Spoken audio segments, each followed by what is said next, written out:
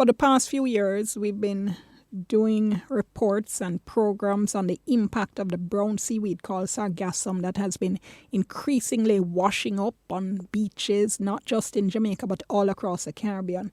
In July 2022, our sister station TVJ, or All Angles program, did an in-depth look at the effect of Sargassum on fishermen in Clarendon. And one of the people we spoke to was Nicholas Swack from Welcome Beach in Clarendon. The first time when I look at war still, man, I tell you, beach is pretty and nice.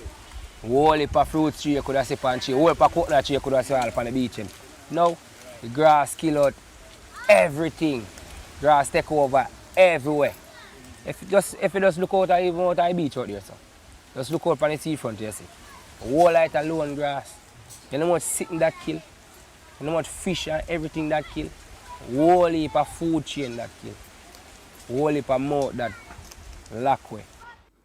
That was Nicholas Swack from Welcome Beach in Clarendon speaking with us on TVJ's All Angles in 2022. Now, yesterday, there was a launch of an early warning system to alert the public as to when sargassum is coming into our beaches. And I spoke with Romario Anderson, a research officer at Mona Geoinformatics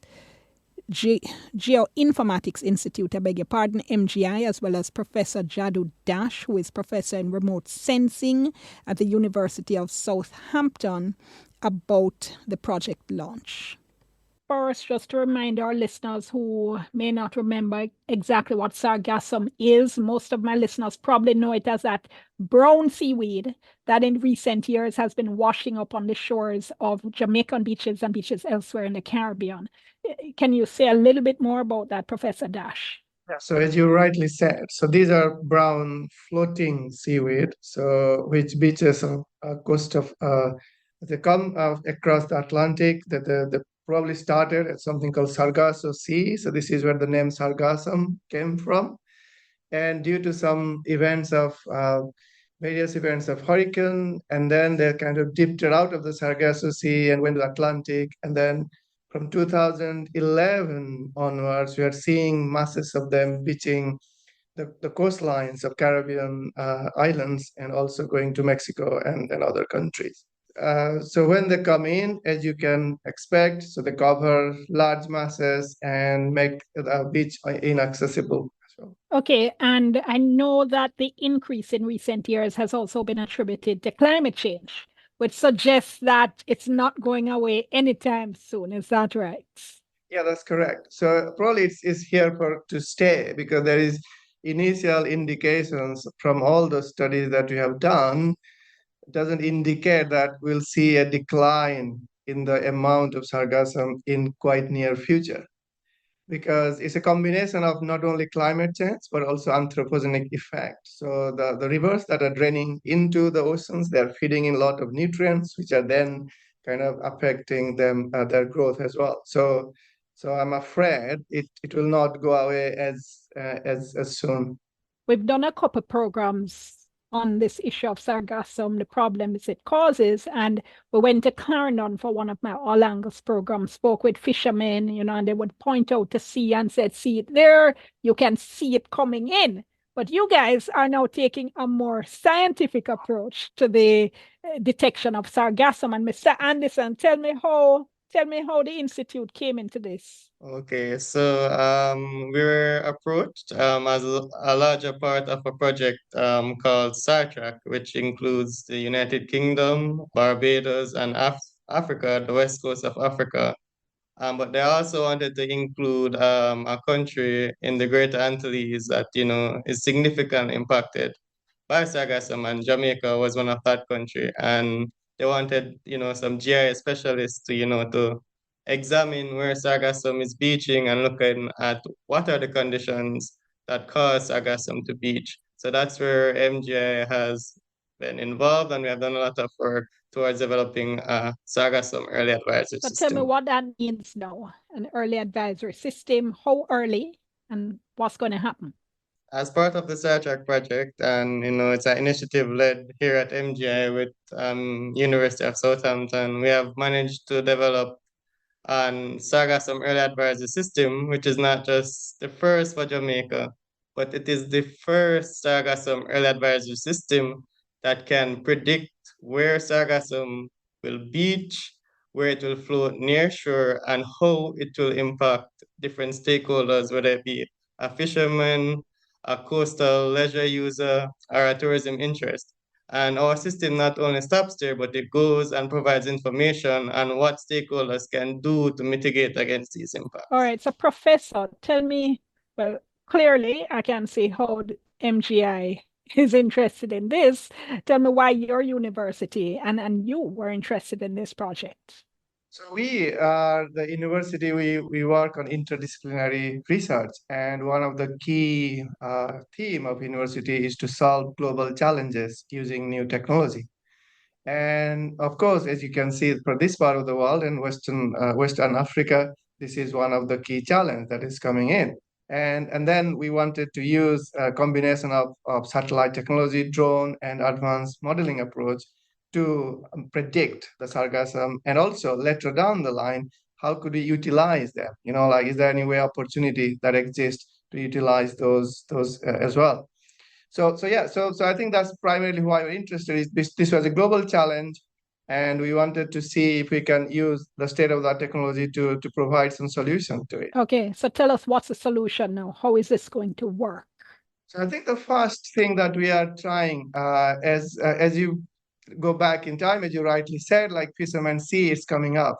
And then there was no quantitative evidence or quantitative information about where it is coming and how much it is coming and which area would be affected. So most of the predictions that were there, they were primarily very coarse scale, and then they don't give you that detailed information at a community level. So working with the team at MGI and other colleagues, so we have developed this early warning system, early advisory system per se, which can give you high resolution community level information about beaching potential or the risk from a beaching. So then that can be utilized to develop some adaptation strategies. All right, so Mr. Anderson, let me go back to my fishermen friends at Mitchelltown in Clarendon, who have seen their beaches devastated by sargassum and, you know, don't know what to do. They said they have to be going out further and further and further. First of all, I see you said that this process is stakeholder driven. The development was stakeholder driven. So do stakeholders like my fishermen friends have any part in participating in developing the network? Definitely, Dan. So in fact, we work with fishermen at every step of the research process. So in our initial user gathering session, we actually went to every single fishing village impacted by sargassum, asking them, you know, what would they want from the system that would be beneficial to them? What are the challenges they're facing?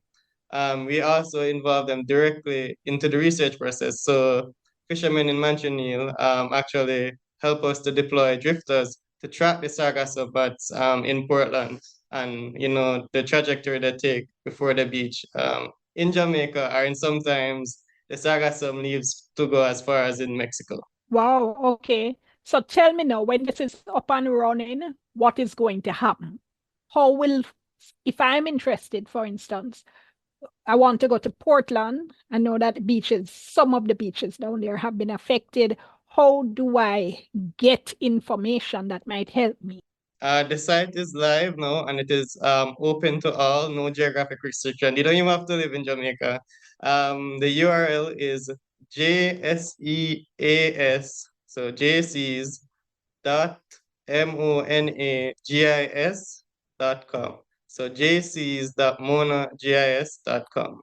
And from there, you'll be greeted with a very user-friendly interface where you can, you know, you'll be shown a map of Jamaica showing the beaching risk across the island. And then you have the option as well to get information for your community. So that information will contain the beaching risk as well as a socioeconomic vulnerability value for that community. And you can see as well if there's sargassum floating offshore or near shore. How does this information help me? So, okay, I get that I have information. I know specifically what's going to be happening, where the sargassum is coming. But if we can't stop it coming in, is it really anything more than an academic exercise? I would say definitely not. There are several strategies that they'd implement.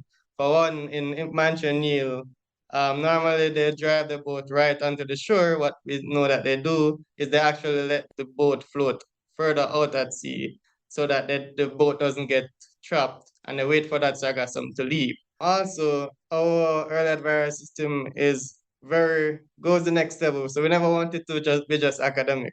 It offers advice from the advice we got from the fishermen and exactly the risk.